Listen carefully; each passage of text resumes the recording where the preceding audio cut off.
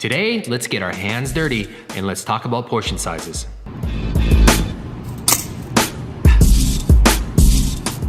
Before you start counting macros or calories, try this method of controlling your portion sizes. We teach a method of measuring your portions by using your hand. The nice thing about using your hand to measure your portions is that it's scaled to your body. So if you're a smaller person that eats smaller portions, then your hands are going to be smaller. In no way is this system perfect, but it's consistent and it's easy. To begin, we're going to talk about 4 different food types that we're going to use our hand to measure: protein, vegetables, dense carbs, and fats. We can measure all 4 of these just using our hand.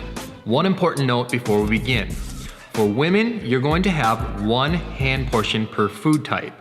For men, you're going to have 2 portions per food type. Let's talk protein first. To measure protein, we simply use the palm as a reference. Again, it's not a perfect system, but as you can imagine, the size of your palm is going to be a good portion of protein. And don't forget, women, you're going to have 1 portion, and for men, you're going to actually have 2 palm-sized portions. For me, I find that I get 8 to 10 ounces of protein per hand portion. Next, let's talk about veggies. For vegetables, we're talking mostly about green leafy vegetables like spinach, carrots, or broccoli. For vegetables, we use your fist as a reference. Also for veggies, the rule is a little bit different. For the other food types, we don't want the portion sizes to be any bigger than their references. But for vegetables, the fist is actually the minimum amount of vegetables you should be eating per meal.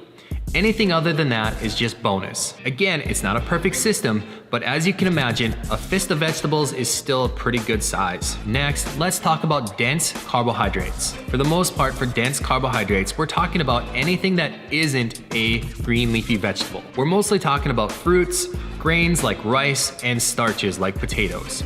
For these food types, we use a cupped hand. Anything that fits inside your cupped hand is a good portion size for dense carbohydrates. Finally, fats.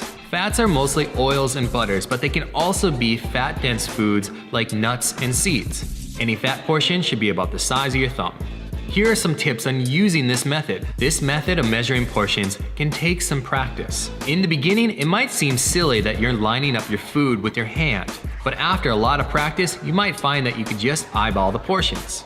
Being able to visually judge proper portion sizes is what it's all about. So how can you use this method when you're not preparing your own food? Like for example, at a friend's house or at a restaurant. In these situations, you may want to rely on the habits that we spoke about in past videos. These habits are eating slowly and eating until 80% full. One strategy you can use is to eat a salad first, since vegetables are virtually unlimited. Don't forget to use your thumb to measure the dressing that you put on the salad. Another strategy is to portion out your main entree into halves or thirds before you even start eating the meal.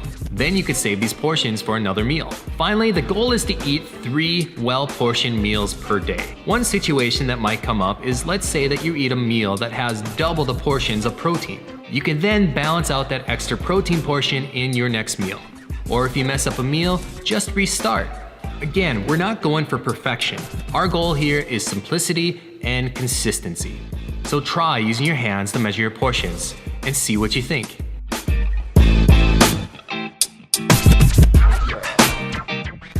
Hey, do you like these videos? Hit the like button below. If you really love us, leave a comment.